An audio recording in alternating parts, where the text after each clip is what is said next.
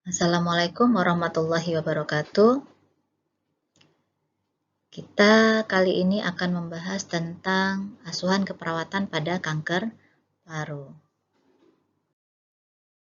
Bersama saya Sandra di Medical Surgical Nursing Department Hang Tuah, Pekanbaru. Untuk definisi, kanker paru itu merupakan suatu transformasi ganas dan ekspansi dari jaringan paru pada epitel bronkus. Didahului oleh masa prakanker yang disebut metaplasia squamosa, ditandai dengan perubahan bentuk epitel dan menghilangnya silia. Ini dapat diambil rujukan dari Black and Hawk tahun 2014. Ya, atau bisa juga diambil dari definisi yang dikeluarkan oleh Komite Penanggulangan Kanker Indonesia ya, tahun 2017 bahwa kanker paru itu merupakan penyakit keganasan di paru yang mencakup keganasan yang berasal dari paru itu sendiri atau yang disebut dengan primer. Kemudian kenapa disebut primer? Karena dia berasal dari epitel bronkus. Ya. Oke, kita lihat insiden. Insiden untuk kanker paru itu terus mengalami peningkatan dari tahun ke tahun. Ya. Untuk tahun 2018 yang diambil dari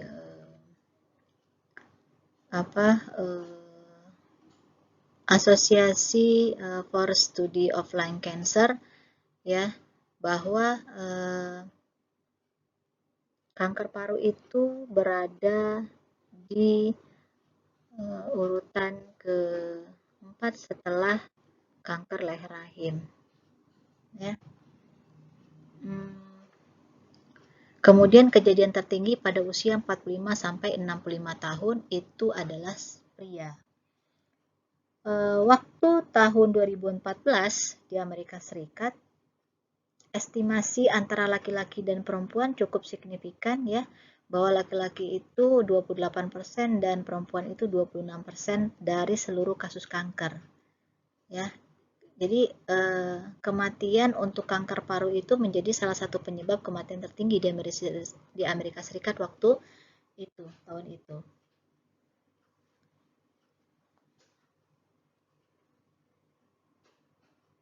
Hampir di seluruh dunia, angka kematian akibat kanker paru itu mencapai kurang lebih 1 juta penduduk setiap tahunnya.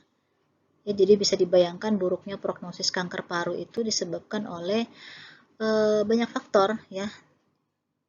Nanti kita akan bahas lebih lanjut faktor-faktor resiko yang berkaitan dengan terjadinya kanker paru. Nah, ini dia faktor resiko. Jadi untuk faktor resiko yang pertama itu adalah radiasi. Ya. Kemudian lanjut usia. Kemudian polusi. Lingkungan, penyakit penyerta, ya. Kemudian asbes. Kemudian genetik, pekerjaan, tembakau, dan merokok. Nah, merokok ya, ini menjadi faktor resiko utama. Kenapa? Karena di dalam rokok itu mengandung 4.000 bahan kimia yang diantaranya telah teridentifikasi dapat menyebabkan kanker.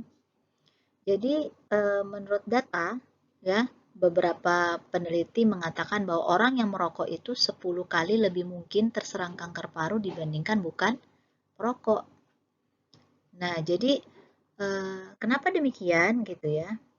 Karena dari kejadian kanker itu sangat berhubungan dengan jumlah batang yang diisap setiap harinya. Kemudian lama kebiasaan merokok dan lama berhenti merokok.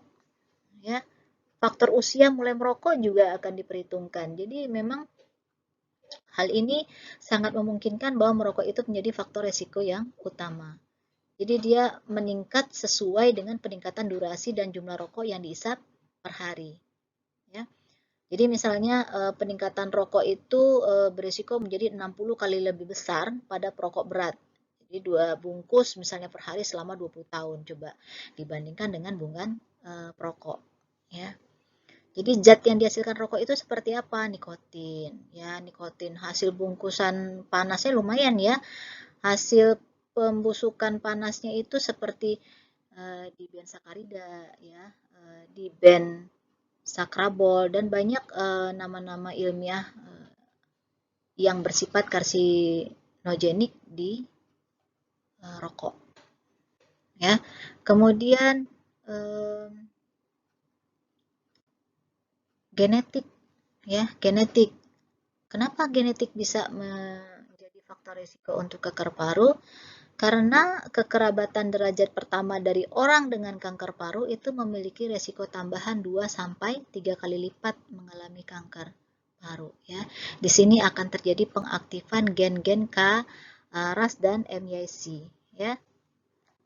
Kemudian dari apalagi penyakit, ya, penyakit paru atau penyakit penyerta lainnya seperti misalnya tuberkulosis dan penyakit paru obstruktif itu memiliki risiko terkena kanker paru.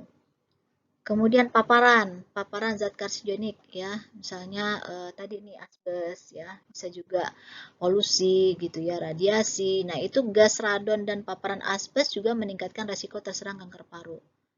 Ya, jadi berdasarkan penelitian ada 10 kali lipat dibandingkan dengan masyarakat umum ini risiko untuk terjadinya kanker paru. Nah, kemudian apalagi pekerjaan, ya, itu juga, ya, jadi pekerja yang terpapar asbes itu berisiko 10 kali lipat seperti yang disampaikan tadi. Kemudian apalagi penuaan, ya, bahwa untuk lanjut usia, ya, itu sebagian besar negara maju itu mengambil batasan usia 65 tahun, ya, untuk mengkategorikan batasan pasien lanjut usia. Tapi sebenarnya pada negara berkembang sih definisi ini tidak dapat dipakai, ya. Jadi kita sebenarnya batasan usia lanjut usia itu bisa berbeda pada tiap negara, ya. Misalnya dari United Nations itu memakai batasan 60 tahun untuk definisi lanjut usia, ya. Kemudian apa namanya, dari beberapa sumber lain juga mengatakan bahwa 65 tahun itu baru dikatakan lansia, ya. Nah, kenapa demikian? Karena untuk lansia, ya, lansia ini insiden dan mortalitas pasien kanker itu meningkat sejalan dengan pertambahan dari usia. Jadi 60% dari semua jenis kanker dan 70% kematian akibat kanker itu terjadi pada usia 60 tahun ke atas, ya. Kenapa? Karena peningkatan usia harapan hidup itu menyebabkan terjadinya peningkatan prevalensi kanker paru pada usia lanjut, gitu ya. Jadi sebenarnya sih kalau di beberapa negara misalnya usia lanjut misalnya nih dari Prancis, ya, saya dapat data bahwa mengatakan bahwa yang dibilang usia lanjut itu adalah 70 tahun dan itu sudah terkonfirmasi 32% itu dari semua kanker paru itu adalah lanjut usia, gitu. Kemudian di Amerika Serikat jumlah pasien berusia lebih dari 60 tahun 2/3-nya mengalami kanker paru, ya. Jadi rata-rata peningkatan usia itu sejalan dengan peningkatan insiden kanker paru. Jenis sel kanker paru pada usia lanjut itu biasanya sel squamosa, ya. Sedangkan untuk yang lain itu biasanya adenokarsinoma. Nanti kita bahas tentang tipe-tipe dari kanker paru. Nah, ini tadi saya sampaikan bahwa resiko kanker paru, ya, ini berdasarkan dari American Cancer Society, ya, tahun 2012 bahwa ini kita bisa lihat, ya, kita bisa lihat adanya peningkatan resiko kanker paru pada pasien yang merokok dibandingkan yang tidak sama sekali merokok, gitu ya. Oke, kita lanjut. Ini dia faktor resiko yang saya sampaikan tadi di awal bahwa Jika dia prokoaktif ya, jika dia prokoaktif itu resiko relatifnya 20 kali lebih tinggi dibandingkan dengan yang mantan perokok ya, atau perokok pasif atau tidak merokok sama sekali. Ya, kemudian paparan lingkungan seperti asbes itu 3 kali resiko relatifnya. Kemudian kalau dia punya penyakit penyerta ya, kemudian misalnya ada riwayat paparan radiasi ya, radioterapi dada, kemoterapi, dan ada riwayat keluarga dengan kanker paru. Oke, baik, ini dia tipenya ya. Tipe untuk kaitan dengan kanker paru ya, bahwa bisa kita lihat ada 2 kategori atau ada 2 tipe kanker paru. Yang pertama itu small cell lung cancer ya. Kemudian yang kedua itu adalah non small cell lung cancer ya. Yang small cell lung cancer ini ya sering disebut dengan karsinoma sel kecil ya. Sedangkan untuk non small cell lung cancer itu sering kita sebut dengan kanker paru bukan sel kecil. Nah, untuk kanker sel paru yang non small cell lung cancer atau kanker paru bukan sel kecil itu terdiri dari karsinoma sel squamosa ya. Ini squamosa sel karsinoma ya. Kemudian adenokarsinoma, lung sel karsinoma, dan atau campuri ketiga ini ya. Ini bisa kita lihat. Sedangkan untuk kanker paru sel kecil itu disebut juga dengan karsinoma sel gandum ya. Jadi disebut dengan ya biasa berhubungan dengan onkogen yang disebut dengan L-MAIC ya.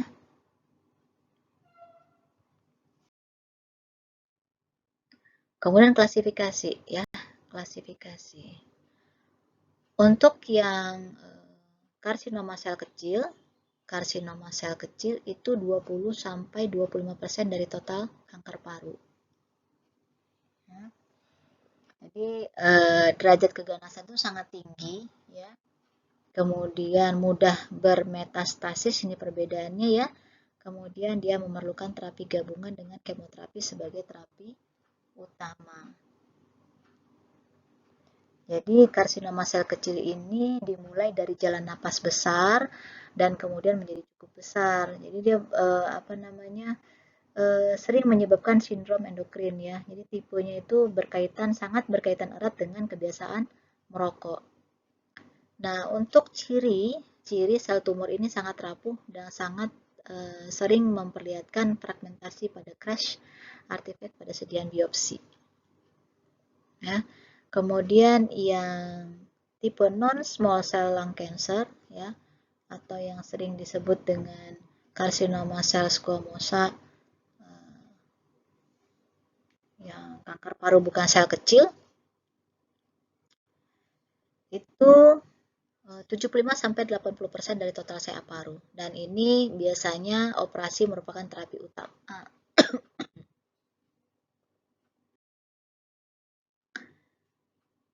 Oke, ini kita bisa lihat ya. Ini pembagiannya, bahwa dari karsinoma bukan sel kecil ya, kita bisa lihat di sini bahwa presentasinya itu hampir besar ya, 80% itu di perifer ya. Kemudian pembagian untuk adenokarsinoma itu 40% dari seluruh kanker di perifer tadi ya. Kemudian squamous cell karsinoma itu 25% dan large cell karsinoma itu 10, itu di perifer. Nah, sedangkan yang karsinoma sel kecil itu 15%. Ya, dan dia berada di sentral. Ya. Nah, ini. Untuk patofisiologi ya, bahwa karsinoma paru itu dimulai dari paling tinggi, paling besar menyebabkan resiko terjadi kanker paru itu adalah dari adanya asap rokok, ya, polusi udara, genetik, industri, gitu ya. Nah, sehingga apa? Sehingga sel epitel itu sel epitel mukosa ya menjadi iritatif, ya. Kemudian polusi udara juga mengaerosol, kemudian genetik, ya. Kemudian juga dari industri bahan-bahan aktif yang karsiogenik. Ya. Kemudian mereka akan kemana? Ini mereka akan ke bronkus. Ya. Mereka akan ke bronkus, kemudian di percabangan segmen atau subsegmen. Ya. Nah, di sini otomatis dari bronkus itu akan terjadi trauma. Akan terjadi trauma oleh arus udara. Kemudian bahan karsiogenik itu mengendap. Nah, kalau kita lihat dari divisi normal sel itu, begitu dia terpapar, keadaan baik dan mati sendiri. Jadi tidak ada sel berhenti stop di sini. Sel berhenti merusak, ya, berhenti di sini. Sedangkan untuk sel kanker, ya, sel kanker ini dari perubahan genetik dan perubahan epigenetik. Kemudian kita bisa lihat bahwa ada kerusakan secara uncontrolled, tidak dapat dikontrol oleh kanker itu sendiri, ya. Jadi misalnya di sini dari genetik bahwa terjadi nantinya akan terjadi perubahan epitel dari silia dan mukosa di bronkus. Nah, nanti tuh sel kanker itu akan tumbuh terus-menerus gitu ya, menjadi menyebar ya, berpindah. Sel kanker primer itu dari bagian tubuh lain ke lainnya gitu. Jadi bisa aja terjadi perpindahan untuk ke organ lain dari paru, ya. Nanti misalnya kalau dia sampai berpindah sel kanker itu ke otak, ya, bermutasi, kemudian dia diam-diam aja, ya, dia diam-diam aja tumor sepresi kemudian ini sampai ke otak, membentuk tumor dan masuk ke aliran darah, sehingga dia menggunakan darah, ya. Jadi kalau sel kanker ini untuk berpindah dia menggunakan darah, diam di otak sampai akhirnya aktif pada stadium akhir. Oke. Kemudian ini dia patogenesis, ya. Jadi bisa kita lihat di sini bahwa ada inflamasi, kemudian bisa jadi dari penyakit penyerta COPD, kemudian ini kanker dan menginvasi, ya. Jadi pertama itu mengiritasi, menginfeksi ke dalam mukus, menginflamasi mukus, kemudian menginfeksi dan terjadilah kanker, ya. Baik, ini stadium. Untuk stadium, ya, bisa diambil dari ICD-10 dari karsinoma paru yang ditetapkan oleh American Joint Committee on Cancer, ya. Cancer berdasarkan sistem TNM. Ya, itu bisa diambil. Jadi untuk stage 1 tumor less than jadi tumor kurang dari 3 cm, ya, dan tidak resiko untuk bermetastasis. Kemudian kalau stage 2, stadium 2, bahwa tumor itu kurang dari 6 cm, kemudian dia metastasi hanya satu saja yang terobservasi, ya, satu organ saja. Kalau yang stage 3 itu tumor lebih dari 6 cm dan metastasis di nodus limpa, dan stage 4 itu di tumor itu sudah mulai masuk ke beberapa organ.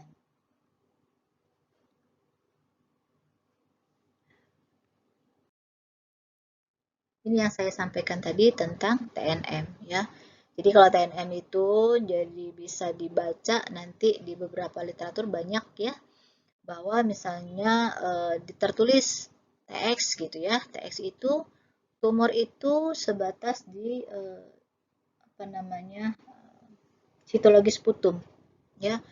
Dan tumor primer itu tidak dapat ditentukan dengan hasil radiologi, ya, kalau TX itu, dan bronkoskopi, tetapi sitologis putumnya bisa atau bilasan bronkus positif, ya. Bilasan bronkus itu positif. Jadi tidak dapat diakses ya, tidak dapat diakses baik itu di imaging ya atau di ronsen atau di bronkoskopi.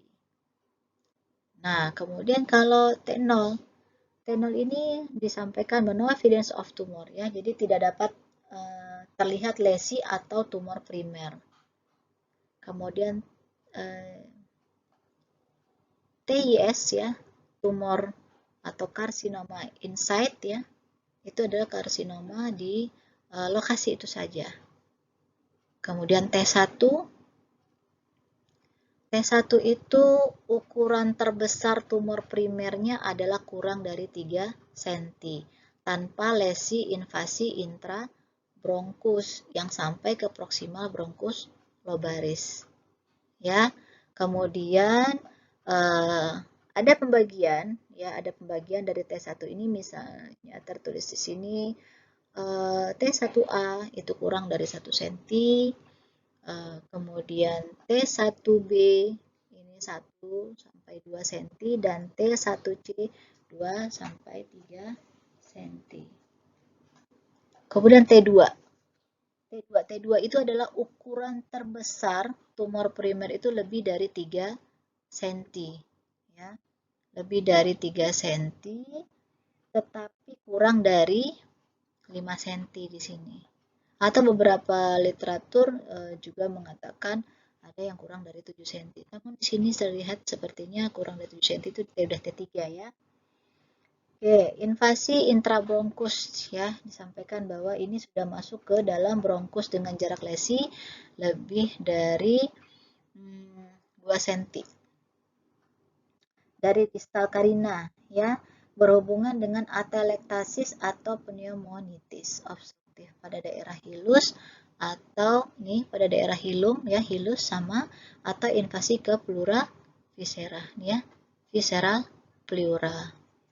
Kemudian ada pembagian T2A dengan T2B. T2A itu adalah ukuran tumor primernya lebih dari 3 cm tetapi kurang dari 5 cm atau 4 cm. Sedangkan T2B ini lebih dari 4 cm tetapi kurang dari 5 cm. T3 bahwa dikatakan ukuran tumor primernya lebih dari antara 5 sampai 7 cm ya. Jadi dimensinya itu tidak kurang dari 7 cm ya. Kemudian ini tumornya menginvasi dinding dada termasuk sulcus superior ya. Ini dinding dada termasuk sulcus superior. Diafragma, kemudian nervus phrenikus menempel pleura mediastinum perikardium ya. Lesi intrabronkusnya itu kurang dari 2 cm distal karina. Jadi ini berhubungan dengan atelektasis atau pneumonitis obstruktif ya yang di paru. Jadi untuk T3 itu biasanya kalau ada gangguan penyakit atelektasis ya biasanya kita sudah langsung mengklasifikasikan stadium 3 ya. Kemudian T4. T4 ini adalah ukuran primernya sembarang ya, sudah sembarang. Jadi atau lebih dari 7 cm ya bisa. Lebih dari 7 cm.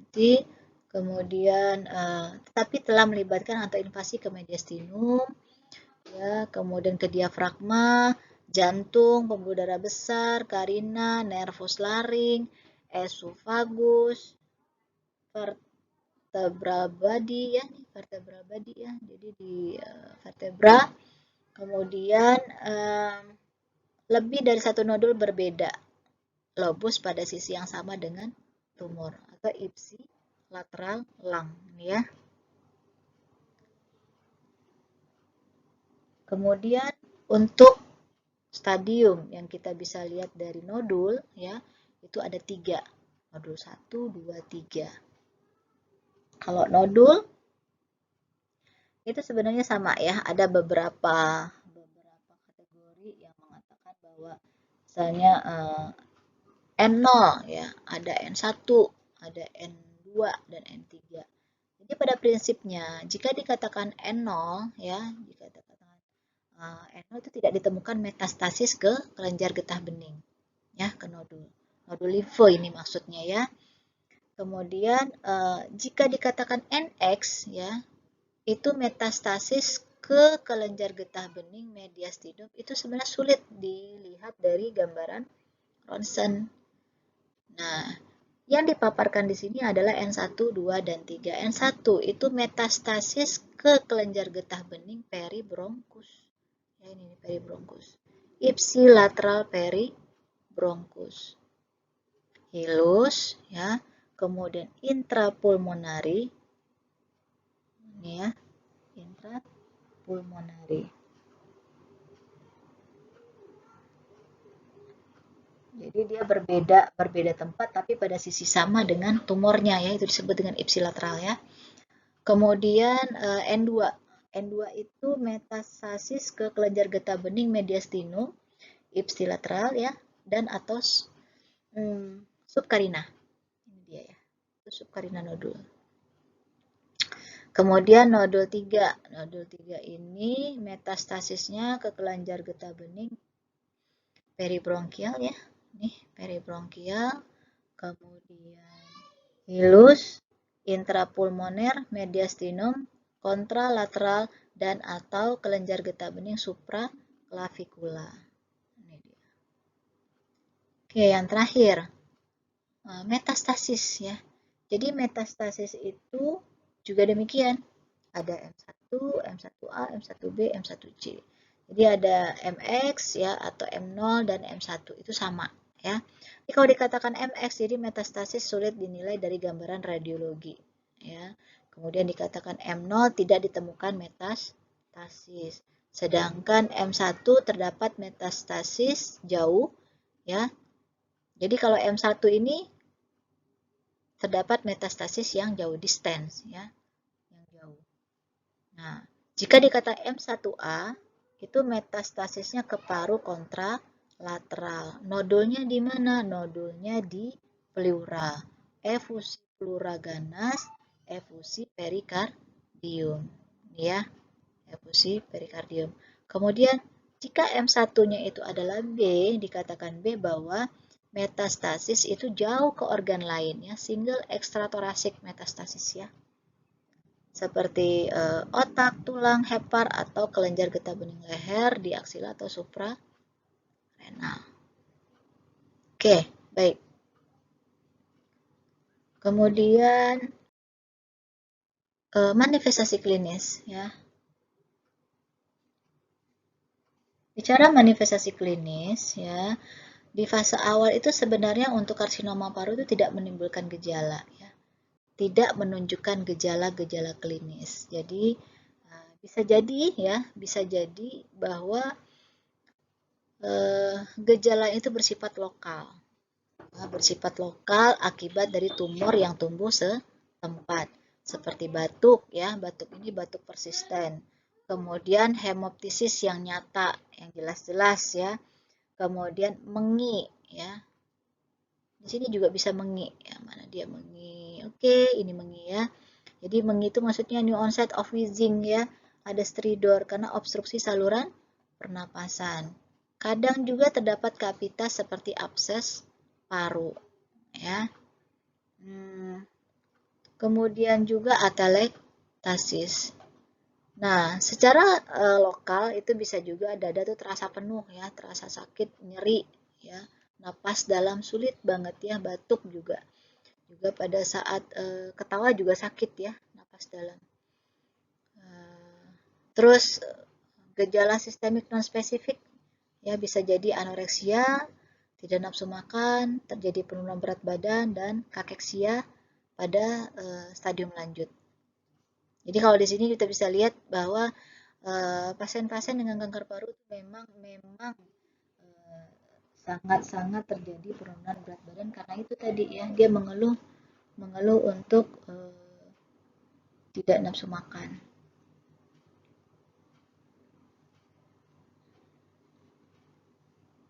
Jadi kalau keluhan nyeri dada, ya, dada sakit atau merasa penuh itu biasanya tersembunyi pada beberapa kasus. Kadang-kadang tidak terdeteksi bahwa ini ada kanker paru, ya. Jadi nyeri dada persisten itu biasanya dihubungkan dengan mediastinum dan pleura. Nah, jadi nyeri dadanya itu biasanya pada salah satu sisi, gitu ya.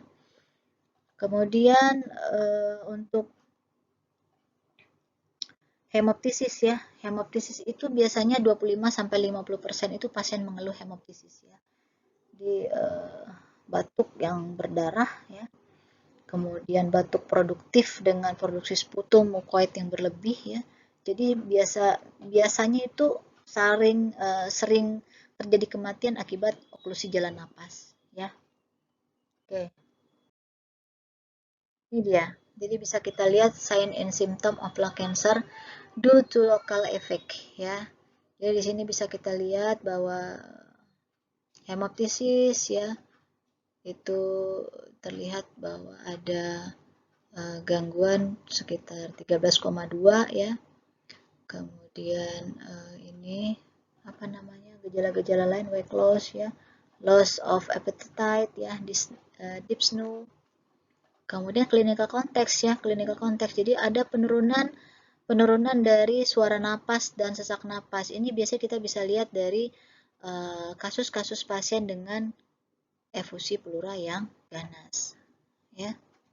Jadi kalau seandainya kita lihat yang positif pasiennya hemoptisis 13,2 LR ya. Ini LR itu maksudnya likelihood ratio ya. Jadi rasio yang positif itu seberapa besar gitu dibandingkan dengan yang tidak mengalami gejala ini, tidak mengalami gejala hemoptisis misalnya. Jadi di antara beberapa pasien itu kita presentasikan gejala parunya atau batuk secara primernya itu ini bisa jadi panduan untuk spek ya, untuk tanda dan gejala kanker paru.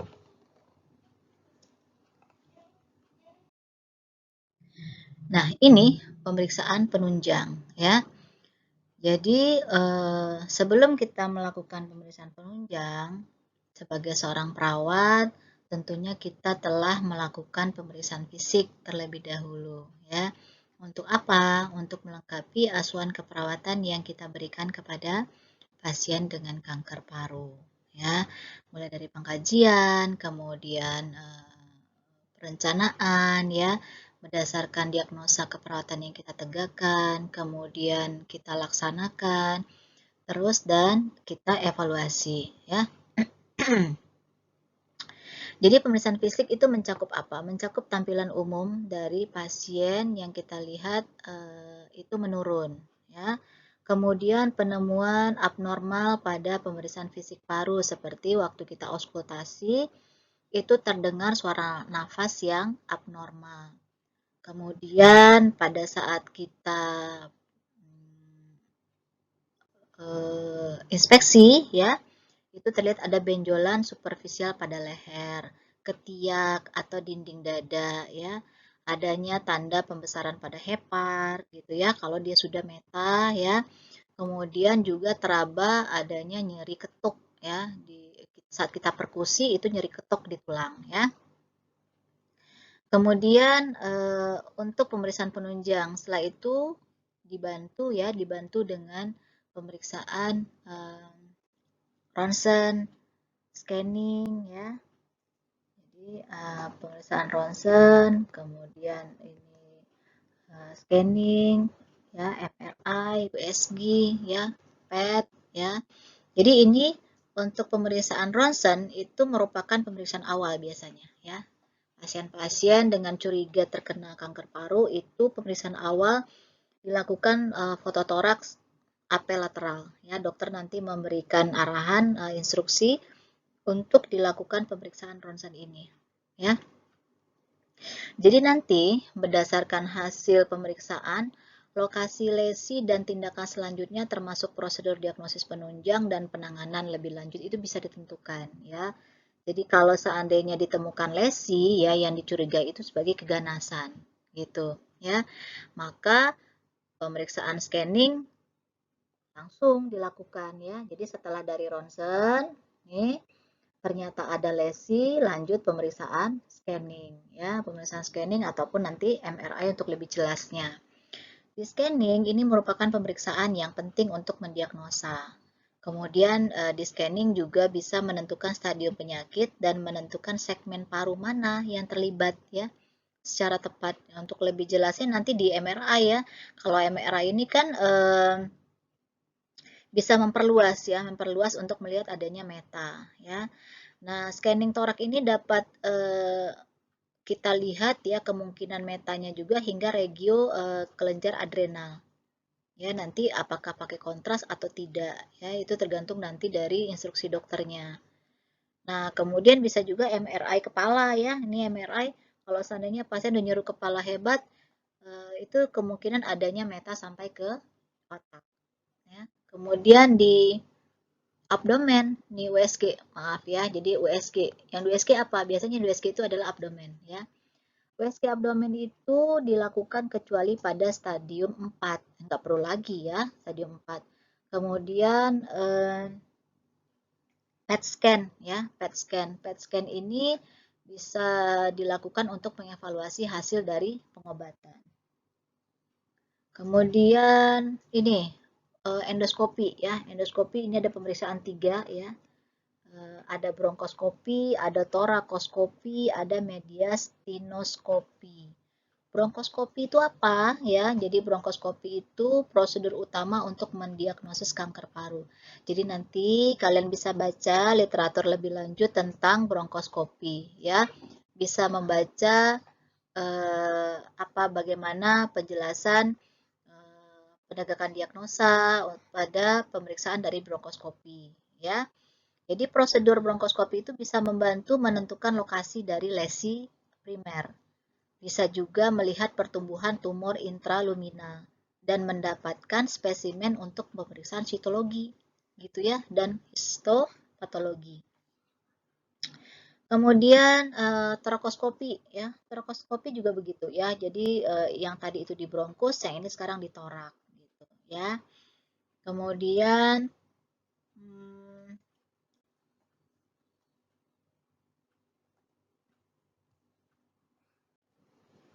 Kemudian mediastinoskopi ya. Jadi mediastinoskopi itu kadang dilakukan untuk mendapatkan spesimen, terutama penilaian kelenjar getah bening mediastinum ya. Sedangkan torakoskopi biasanya dilakukan sebagai modalitas terakhir ini ya. Kemudian pemirsa penunjang lainnya ada sputum, cairan pleura ya. Jadi nanti kalian juga akan membahas ini di seminar ya, seminar bahwa ada pemeriksaan dia penunjang, pemeriksaan diagnostik untuk pernafasan. Ya, silakan nanti kalian eksplor sendiri apa-apa yang menjadi poin penting di keperawatan.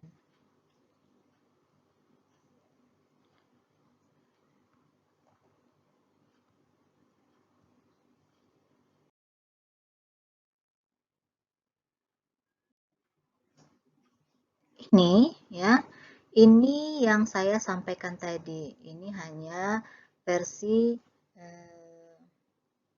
lainnya ya, bahwa untuk melakukan pemeriksaan penunjang dari kanker paru itu tadi bisa kita lihat adanya biopsi ya, kemudian ada scanning ya, kemudian ada apa lagi tadi nih, ada sputum ya, torakosentesis ya, torasentesis maaf ya, kemudian ini adalah digunakan untuk apanya gitu ya. Misalnya transbronchial needle aspirasi ya, itu digunakan untuk lesi pada sentral ya, sentral di bronkusnya ya. Atau misalnya untuk di sputum ya, sitologi ini.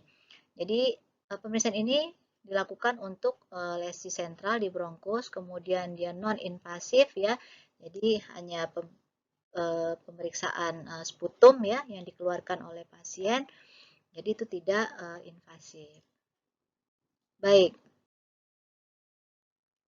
Penata laksanaan ya, penata laksanaan utama itu memang untuk kanker paru dengan sel kecil itu terapi utama adalah kemoterapi, sedangkan yang non small itu terapi utamanya adalah operasi, ya. Ya, kemudian penata laksanaan medis lainnya adalah radioterapi. Ya, jadi radioterapi ini dilakukan sebagai alternatif dari tindakan operasi. Biasanya pasien itu tidak mau dilakukan operasi.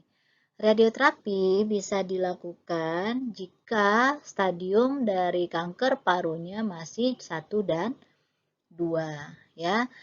Jadi tindakan ini dilakukan atas pertimbangan untuk menekan metastasis, ya. Digunakan sebagai terapi dari paliatif, ya, atau simptomatik terhadap gejala obstruksi dan hemoptisis, ya. Kemudian juga perlu diingatkan, ya, jadi pada saat biasanya, ya, pada saat untuk tindakan radioterapi ini memiliki efek samping, ya, memiliki efek samping dan perlu dilakukan edukasi tentang efek samping. Biasanya terjadi esofagitis, ya. Kemudian bisa juga dilakukan radioterapi kombinasi seperti radioterapi dulu, kemudian operasi atau kombinasi sebelum dan selama operasi.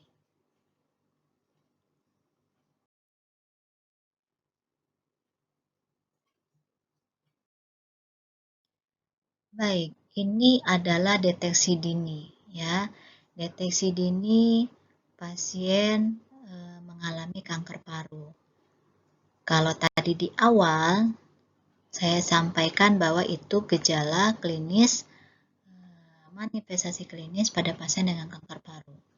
Ya, lebih kurang sama, hanya saja ini kita lebih memaparkan bagaimana sih mendeteksi secara dini pada pasien dengan kanker paru. Yang pertama, usia lebih dari 40 tahun, ya. Usia lebih dari 40 tahun kemudian perokok. Yang dimaksud adalah seorang pria, ya. Seorang pria, kenapa pria? Karena memang perokok itu lebih banyak pria, ya, gitu. Nah, yang terpapar perokok itu biasanya sangat tinggi, ya, sangat tinggi untuk terjadi kanker paru, ya, dibandingkan dengan yang tidak merokok. Tadi sudah kita jelaskan atau sudah sama-sama kita bahas, ya, bahwa orang yang merokok atau terpapar asap rokok itu selama 25 tahun pada usia dewasa akan terkena risiko kanker paru. Ya, berapa banyak, ya? 2 kali lipat dibandingkan dengan yang tidak terpapar. Bagaimana dengan wanita? Bagaimana dengan wanita yang hidup dengan pasangan perokok? Juga demikian, ya, terkena risiko kanker paru 2-3 kali lipat. Kemudian yang kedua, ya, yang kedua ini paparan industri, ya. Paparan industri. Orang-orang yang terpapar dengan zat-zat atau karsiogenik dari pabrik, ya, itu juga sangat mempengaruhi atau beresiko terjadinya kanker paru seperti yang sudah dijelaskan di slide awal tadi, ya. Kemudian gejala klinik, ya, gejala klinik nih.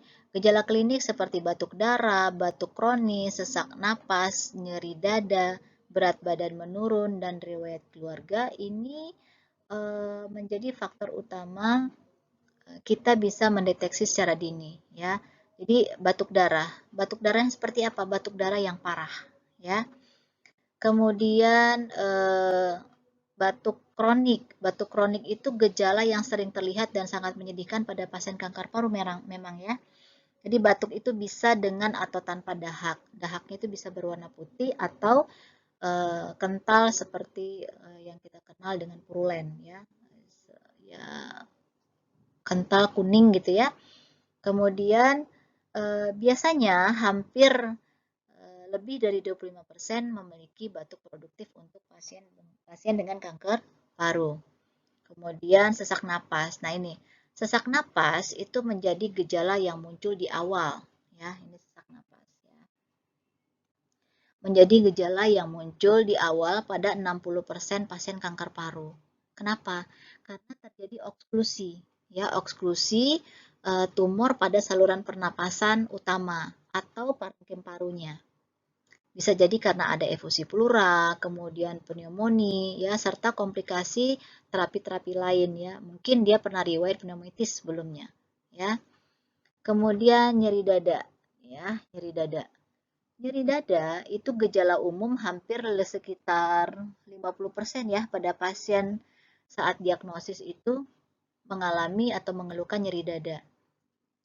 Banget pasien itu terlihat tidak nyaman ya, tidak nyaman itu kita bisa ketahui bahwa banyak pasien mengatakan tidak nyaman itu hilang timbul. Jadi nyerinya kadang sebentar dibawa istirahat dia hilang, kemudian nanti nyeri lagi gitu ya. Nah, ini kadang ditandai dengan nyeri pleuritis yang menetap. Ya. Kemudian berat badan menurun, riwayat keluarga, sampai yang kita jelaskan di awal bahwa memang pasien-pasien mempunyai keluhan yang tidak khas ya, demam hilang timbul gitu ya, nafsu makan hilang dan sebagainya. Kemudian perokok pasif ya. Perokok pasif seperti tadi wanita hidup dengan pria yang perokok ya. Lumayan ya, jadi lumayan bisa mempengaruhi dirinya untuk terkena kanker paru ya. Kemudian berdasarkan dari USP, STF ya, Support and Low Dose City to Screen for Lung Cancer ya. Jadi untuk pasien-pasien yang berusia 55 sampai 80 tahun, kemudian dia itu mempunyai aktivitas merokok yang sangat kuat ya, mungkin dalam setahun itu hampir 30 bungkus gitu ya, atau lebih dari 15 tahun merokok. Ini sangat menjadi faktor risiko tinggi untuk terjadi kanker paru. Ya. Kemudian ini batuk dengan atau tanpa batuk putih ya, itu tadi di awal sudah dijelaskan. Kemudian batuk darah, sesak napas ya, suara serak, sakit dada, sulit menelan, benjolan di pangkal leher ya. Ini untuk menandai bahwa memang sudah terjadi pembesaran kelenjar getah bening ya. Suara serak ini terjadi karena paralisis nervus laring ya, dan terjadi hampir 18% dari pasien kanker paru itu mengalami suara serak. Kemudian di sini ada sakit menelan ya. Tadi ini nyeri dada sudah ya. Sulit menelan. Jadi sulit menelan itu karena pasiennya mengalami obstruksi di esofagus. Itu juga sering terjadi ya. Kemudian ada sembab ya di wajah dan leher itu adanya dilatasi dari vena ya, dilatasi pembuluh darah vena pada tubuh bagian atas gitu ya.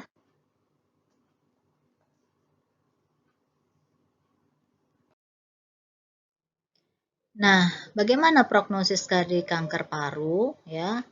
Seperti yang telah dibahas pada bagian sebelumnya ya. Kanker paru itu merupakan salah satu kanker yang fatal ya, dengan tingkat kematian paling tinggi jika dibandingkan dengan kanker lainnya. Ya, sehingga American Cancer Society tahun 2016 itu mengelompokkan prognosis kanker paru itu berdasarkan stadiumnya, di mana semakin tinggi tingkatan kankernya, maka angka harapan hidup 5 tahun ke depan itu kan semakin rendah ya. Jadi ini ya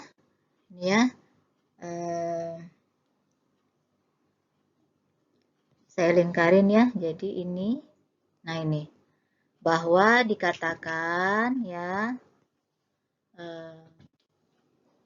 prognosis kanker paru itu dikelompokkan berdasarkan stadiumnya, ya.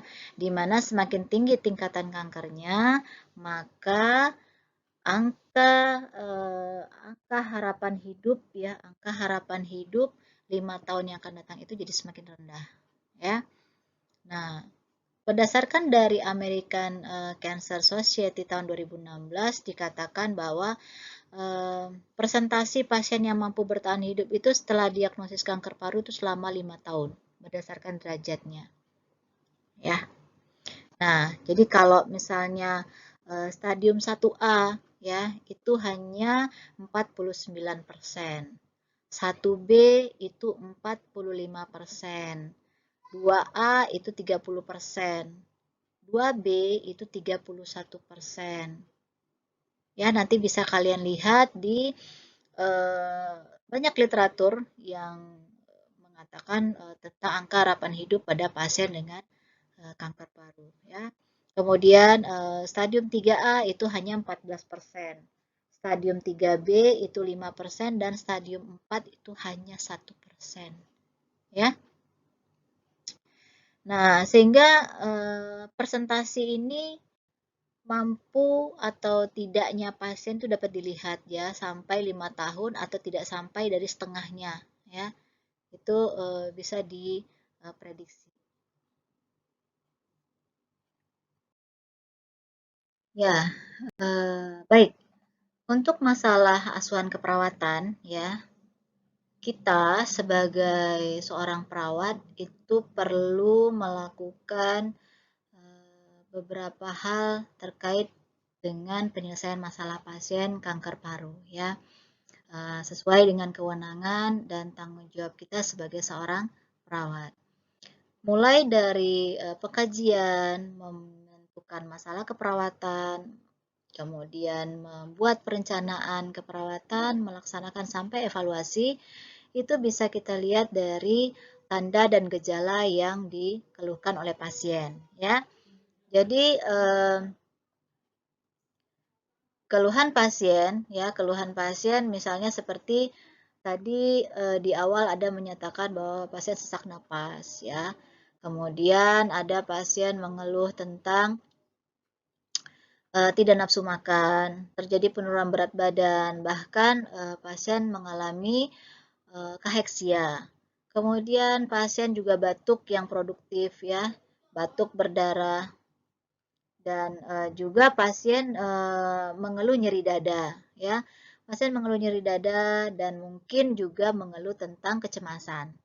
Nah, di sini ya, di sini pentingnya kita sebagai perawat untuk melakukan asuhan keperawatan kepada pasien sesuai dengan keluhan dan faktor-faktor resiko yang kita temukan pada pasien, ya.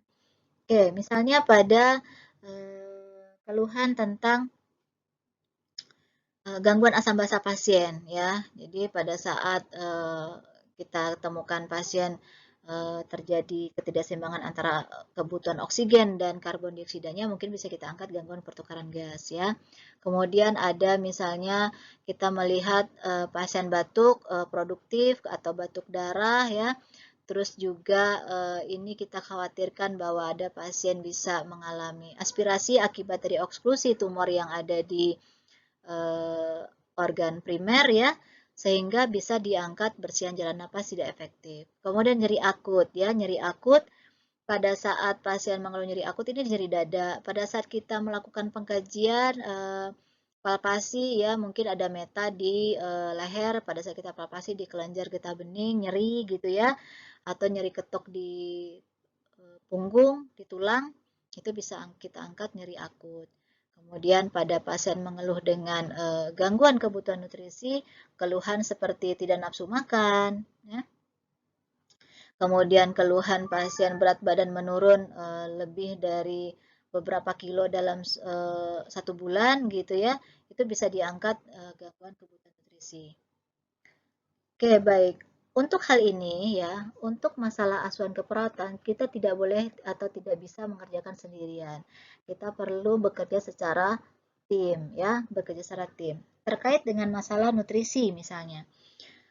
Permasalahan nutrisi ini paling sering dijumpai pada pasien kanker, ya. Apakah itu karena akibat dari pertumbuhan sel kanker yang diderita pasien atau akibat dari terapi yang diterima oleh pasien, ya.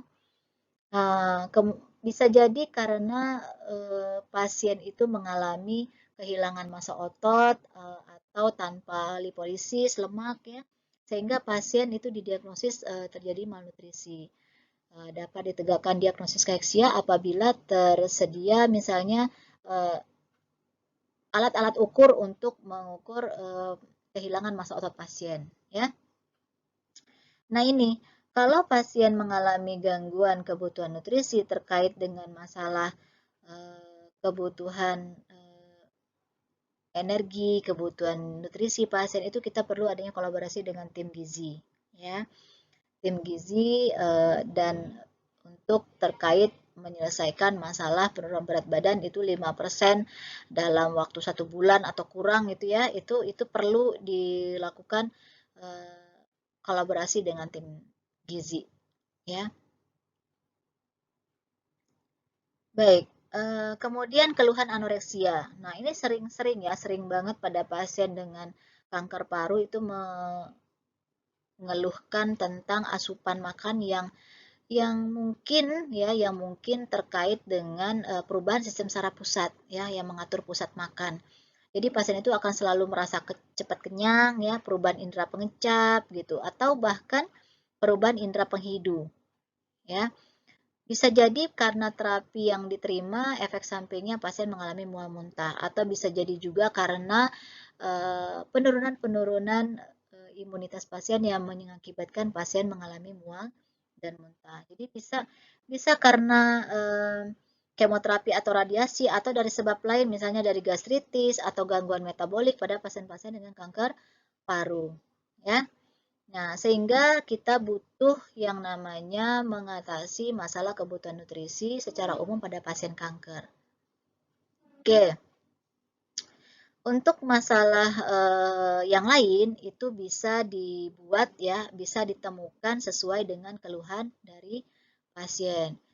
Jadi bisa kita buat rencana keperawatan kita, ya. Kalau seandainya kita angkat diagnosa nyeri akut, ya, nyeri akut itu bisa kita intervensi terkait dengan pain management, ya.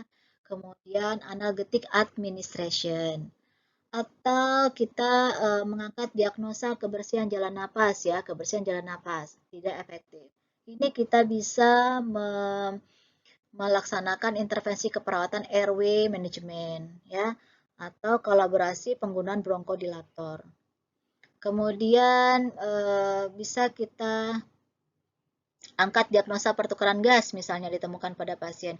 Itu bisa kita dilakukan intervensi respiratory monitoring, ya, atau terapi oksigen. Itu bisa dilakukan. Jadi kaitan dengan masalah pasien, diagnosa keperawatan yang diangkat, kemudian NOC dan NIC itu bisa dilihat di literatur di Nanda Niknok, ya, Nanda dan Dungus boleh, ya. Jadi itu bisa dilihat dari tindakan-tindakan yang bisa dilakukan ke pasien, ya. Misalnya kalau tadi saya sampaikan bahwa di nyeri akut mungkin NIC dari Nanda itu ada pain management, analgetic administration itu apa saja, ya. Kemudian untuk tidak efektif bersihan jalan napas bisa dilakukan intervensi airway management, kemudian kolaborasi bronkodilator itu apa aja itemnya, ya. Kemudian untuk gangguan pertukaran gas bisa dilakukan respiratory monitoring dan terapi oksigen. Kemudian untuk masalah kebutuhan nutrisi bisa dilakukan manajemen nutrisi, manajemen gangguan makan, terapi menelan, ya, banyak, ya. Atau bisa juga nanti kalau seandainya ketemu pada pasien kanker paru dengan hambatan komunikasi verbal, ya. Seperti tadi ada keluhan serak, ya, pasien serak. Nah, itu bisa dilakukan intervensi communication enhancement, ya. Jadi misalnya kita berikan motivasi pasien untuk berkomunikasi secara perlahan, dengarkan dan penuh perhatian. Itu banyak item-item NIC yang bisa dilakukan kepada pasien. Baik, semoga kalian bisa melanjutkan materi saya ini dengan belajar mandiri, ya. Sehingga apa-apa yang saya sampaikan ini dapat bermanfaat untuk kalian semua, bahwa pentingnya kita sebagai perawat memberikan asuhan keperawatan pada pasien kanker paru, ya. Tidak hanya kita menjalankan instruksi dari dokter, namun juga bisa menjalankan fungsi perawat sebagai caregiver, ya, pemberi asuhan keperawatan. Oke, setiap hari adalah kesempatan kedua. Tetaplah berjalan dan bergerak meski langkahmu selebar kura-kura. Baik, dari saya itu saja. Assalamualaikum warahmatullahi wabarakatuh.